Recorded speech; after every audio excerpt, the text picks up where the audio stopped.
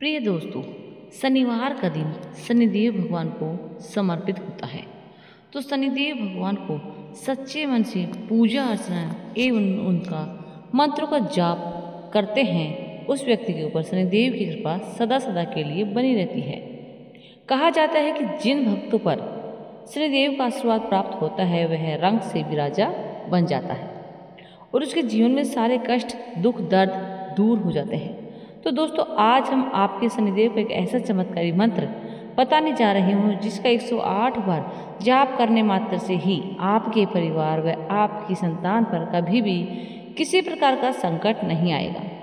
साथ ही इस मंत्र के प्रभाव से शनि दोषों से मुक्ति मिलती है। और दोस्तों, शनिदेव की कृपा हमेशा हमेशा के लिए आप पर बनी रहती है। मन चाहा फल प्राप्त होता है, मन चाहा वर प्राप्त होता है, माता पिता बच्चों का स्वास्थ्य हमेशा ठीक बना रहता है, घर में सभी आपसी क्लेश भी मिट जाते हैं, व्यवसाय से लेकर छोटे बड़े कारोबार में बहुत तरक्की होती है।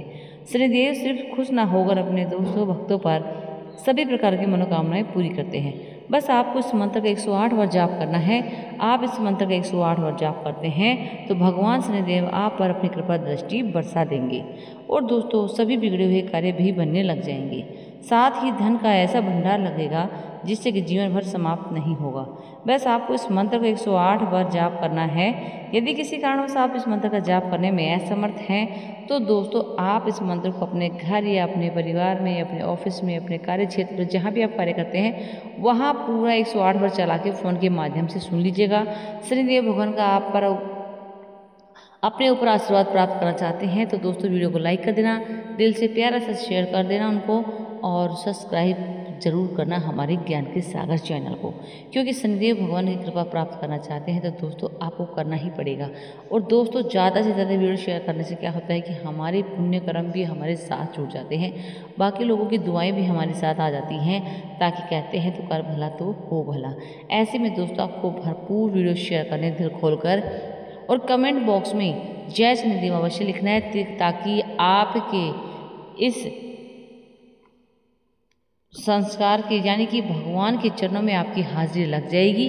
और भगवान पर आपका आशीर्वाद बना रहे। ऐसे ही उम्मीद करती हूँ कि आप कमेंट बॉक्स में जय शनिदेव अवश्य लिखेंगे। तो चलिए दोस्तों, हमारा मंत्र शुरू करते हैं। मंत्र हमारा इस प्रकार है। ओम नीलांजन समाभास रविपुत्रे यमाग्रजं छाया मातंड संभूत शनिश्चरम्। ओम नीलांजन समाभास रविपुत्रे यमाग्रजं छाया मातंड संभूत शनिश्चरम्।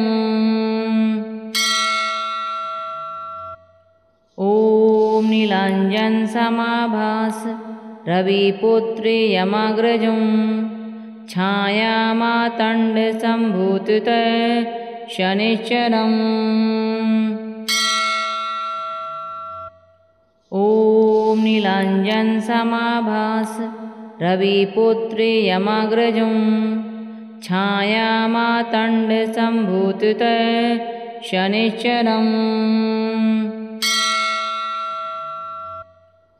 ओम नीलांजन समाभास रविपुत्रे यमाग्रजं छाया मातंड संभूत शनिश्चरम्। ओम नीलांजन समाभास रविपुत्रे यमाग्रजं छाया मातंड संभूत शनिश्चरम्। ओम नीलांजन समाभास रविपुत्रे यमाग्रजं छाया मातंड संभूत शनिश्चरम्। ओम नीलांजन समाभास रविपुत्रे यमाग्रजं छाया मातंड संभूत शनिश्चरम्। ओम नीलांजन समाभास रविपुत्रे यमाग्रजं छायामातण्डसम्भूततः शनिश्चरम् ॐ नीलाञ्जनसमाभास रविपुत्रे यमाग्रजं छायामातण्डसम्भूततः शनिश्चरम् ॐ नीलाञ्जनसमाभास रविपुत्रे यमाग्रजं छायामातण्डसम्भूततः शनिश्चरम् ॐ नीलाञ्जनसमाभास रविपुत्रे यमाग्रजं छायामातण्डसम्भूततः शनिश्चरम् ॐ नीलाञ्जनसमाभास रविपुत्रे यमाग्रजं छायामातण्डसम्भूततः शनिश्चरम् ॐ नीलाञ्जनसमाभास रविपुत्रे यमाग्रजं छायामातण्डसम्भूततः शनिश्चरम् ॐ नीलाञ्जनसमाभास रविपुत्रे यमाग्रजं छायामातण्डसम्भूततः शनिश्चरम् ॐ नीलाञ्जनसमाभास रविपुत्रे यमाग्रजं छायामातण्डसम्भूततः शनिश्चरम् ॐ नीलाञ्जनसमाभास रविपुत्रे यमाग्रजं छायामातण्डसम्भूततः शनिश्चरम् ॐ नीलाञ्जनसमाभास रविपुत्रे यमाग्रजं छायामातण्डसम्भूततः शनिश्चरम् ॐ नीलाञ्जनसमाभास रविपुत्रे यमाग्रजं छायामातण्डसम्भूततः शनिश्चरम् ॐ नीलाञ्जनसमाभास रविपुत्रे यमाग्रजं छायामातण्डसम्भूततः शनिश्चरम् ॐ नीलाञ्जनसमाभास रविपुत्रे यमाग्रजं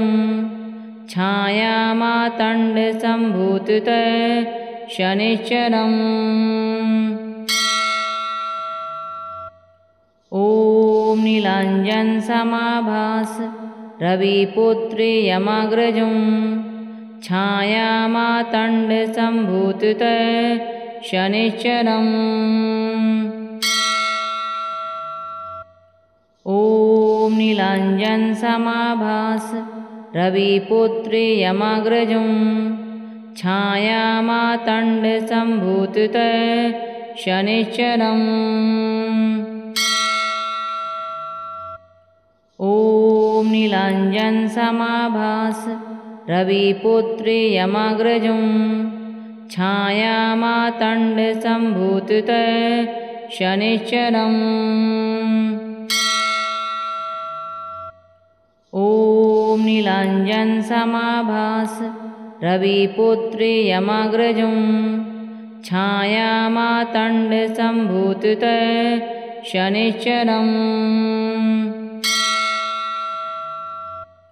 ॐ नीलाञ्जनसमाभास रविपुत्रे यमाग्रजं छायामातण्डसम्भूततः शनिश्चरम् ॐ नीलाञ्जनसमाभास रविपुत्रे यमाग्रजं छायामातण्डसम्भूततः शनिश्चरम् ॐ नीलाञ्जनसमाभास रविपुत्रे यमाग्रजं छायामातण्डसम्भूतत शनिश्चरम् ॐ नीलाञ्जनसमाभास रविपुत्रे यमाग्रजं छायामातण्डसम्भूतत शनिश्चरम् ॐ नीलाञ्जनसमाभास रविपुत्रे यमाग्रजं छायामातण्डसम्भूतत शनिश्चरम् ॐ नीलाञ्जनसमाभास रविपुत्रे यमाग्रजं छायामातण्डसम्भूतत शनिश्चरम् ॐ नीलाञ्जनसमाभास रविपुत्रे यमाग्रजं छायामातण्डसम्भूतत शनिश्चरम् ॐ नीलाञ्जनसमाभास रविपुत्रे यमाग्रजं छायामातण्डसम्भूतत शनिश्चरम् ॐ नीलाञ्जनसमाभास रविपुत्रे यमाग्रजं छायामातण्डसम्भूतत शनिश्चरम् ॐ नीलाञ्जनसमाभास रविपुत्रे यमाग्रजं छायामातण्डसम्भूतत शनिश्चरम् ॐ नीलाञ्जनसमाभास रविपुत्रे यमाग्रजं छायामातण्डसम्भूतत शनिश्चरम् ॐ नीलाञ्जनसमाभास रविपुत्रे यमाग्रजं छायामातण्डसम्भूतत शनिश्चरम् ॐ नीलाञ्जनसमाभास रविपुत्रे यमाग्रजं छायामातण्डसम्भूतत शनिश्चरम् ॐ नीलाञ्जनसमाभास रविपुत्रे यमाग्रजं छायामातण्डसम्भूतत शनिश्चरम् ॐ नीलाञ्जनसमाभास रविपुत्रे यमाग्रजं छायामातण्डसम्भूतत शनिश्चरम् ॐ नीलाञ्जनसमाभास रविपुत्रे यमाग्रजं छायामातण्डसम्भूतत शनिश्चरम् ॐ नीलाञ्जनसमाभास रविपुत्रे यमाग्रजं छायामातण्डसम्भूतत शनिश्चरम् ॐ नीलाञ्जनसमाभास रविपुत्रे यमाग्रजं छायामातण्डसम्भूतत शनिश्चरम् ॐ नीलाञ्जनसमाभास रविपुत्रे यमाग्रजं छायामातण्डसम्भूतत शनिश्चरम् ॐ नीलाञ्जनसमाभास रविपुत्रे यमाग्रजं छायामातण्डसम्भूतत शनिश्चरम् ॐ नीलाञ्जनसमाभास रविपुत्रे यमाग्रजं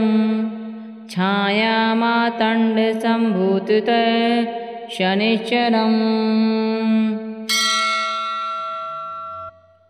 ॐ नीलाञ्जनसमाभास रविपुत्रे यमाग्रजं छायामातण्डसम्भूततः शनिश्चरम् ॐ नीलाञ्जनसमाभास रविपुत्रे यमाग्रजं छायामातण्डसम्भूततः शनिश्चरम् ॐ नीलाञ्जनसमाभास रविपुत्रे यमाग्रजं छायामातण्डसम्भूततः शनिश्चरम् ॐ नीलाञ्जनसमाभास रविपुत्रे यमाग्रजं छायामातण्डसम्भूततः शनिश्चरम् ॐ नीलाञ्जनसमाभास रविपुत्रे यमाग्रजं छायामातण्डसम्भूततः शनिश्चरम् ॐ नीलाञ्जनसमाभास रविपुत्रे यमाग्रजं छायामातण्डसम्भूततः शनिश्चरम् ॐ नीलाञ्जनसमाभास रविपुत्रे यमाग्रजं छायामातण्डसम्भूततः शनिश्चरम् ॐ नीलाञ्जनसमाभास रविपुत्रे यमाग्रजं छायामातण्डसम्भूततः शनिश्चरम् ॐ नीलाञ्जनसमाभास रविपुत्रे यमाग्रजं छायामातण्डसम्भूततः शनिश्चरम् ॐ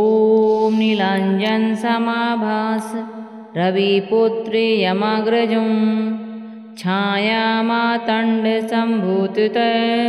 शनिश्चरम् ॐ नीलाञ्जनसमाभास रविपुत्रे यमाग्रजं छायामातण्डसम्भूततः शनिश्चरम् ॐ नीलाञ्जनसमाभास रविपुत्रे यमाग्रजं छायामातण्डसम्भूततः शनिश्चरम् ॐ नीलाञ्जनसमाभास रविपुत्रे यमाग्रजं छायामातण्डसम्भूततः शनिश्चरम्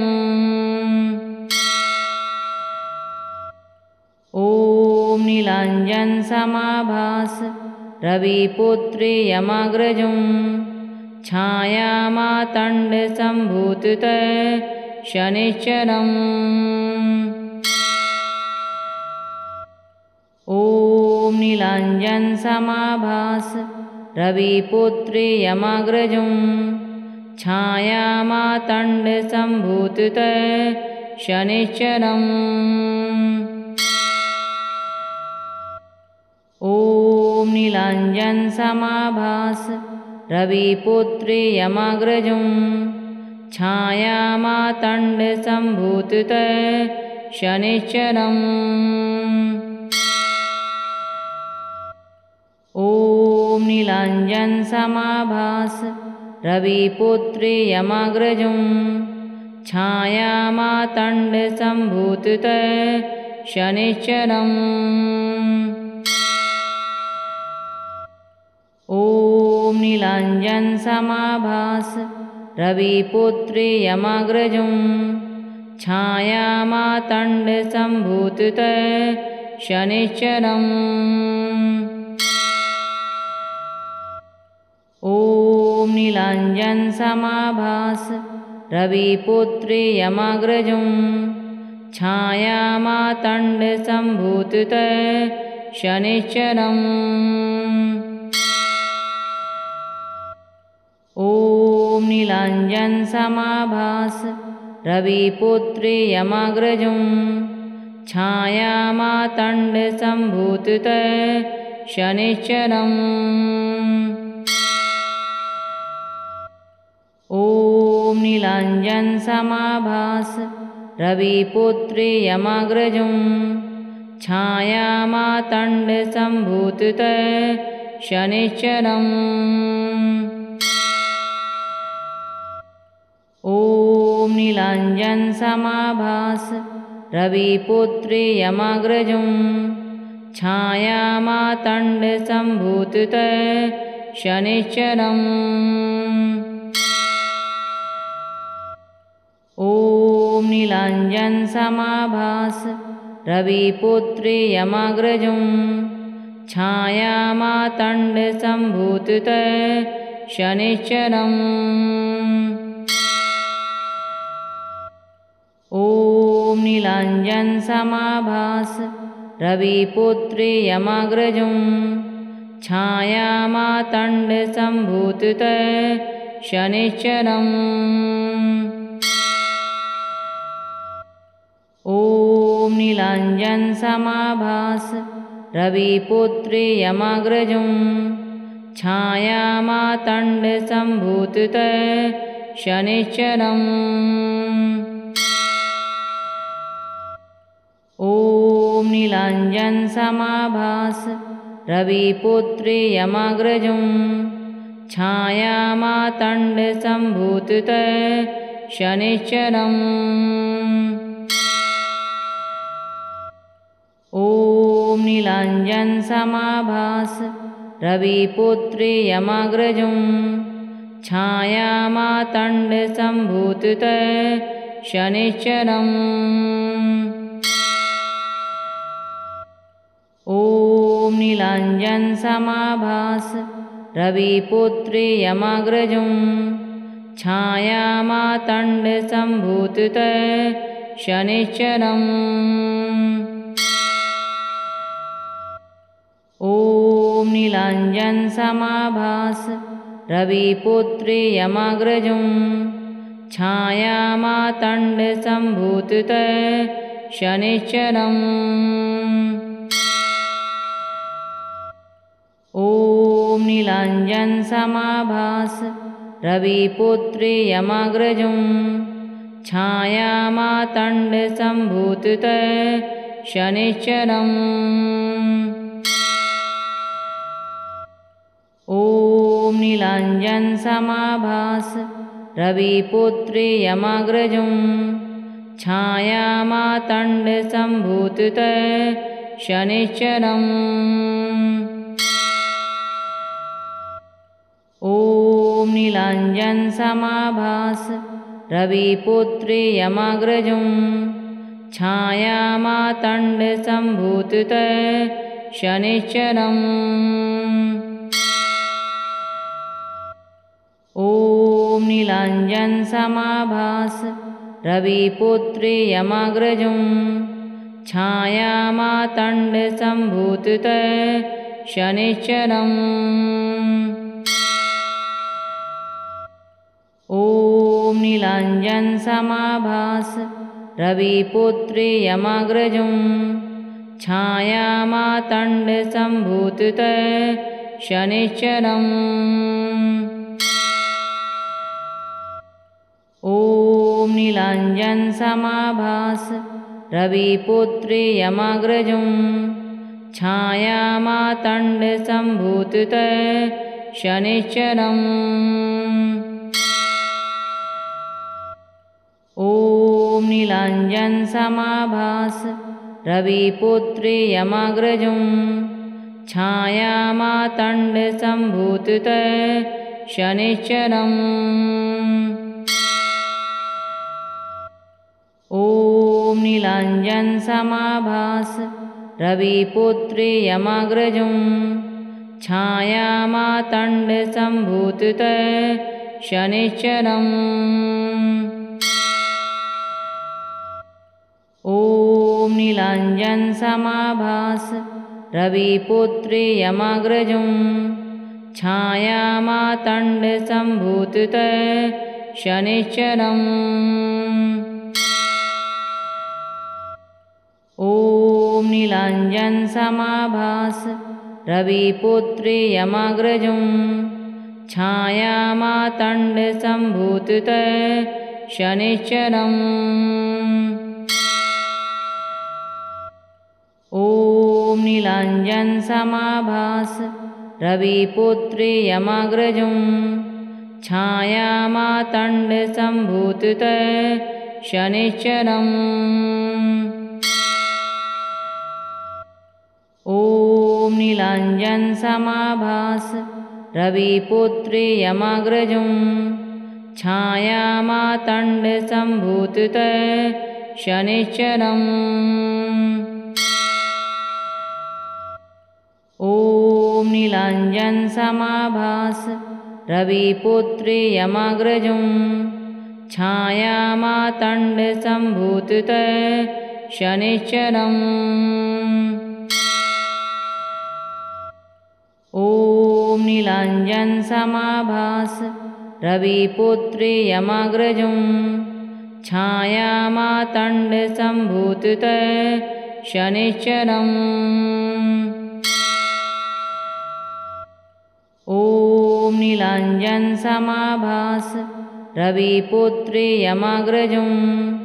छायामातण्डसम्भूतत शनिश्चरम् ॐ नीलाञ्जनसमाभास रविपुत्रे यमाग्रजं छायामातण्डसम्भूतत शनिश्चरम् ॐ नीलाञ्जनसमाभास रविपुत्रे यमाग्रजं छायामातण्डसम्भूतत शनिश्चरम् ॐ नीलाञ्जनसमाभास रविपुत्रे यमाग्रजं छायामातण्डसम्भूतत शनिश्चरम् ॐ नीलाञ्जनसमाभास रविपुत्रे यमाग्रजं छायामातण्डसम्भूतत शनिश्चरम् ॐ नीलाञ्जनसमाभास रविपुत्रे यमाग्रजं छायामातण्डसम्भूतत शनिश्चरम्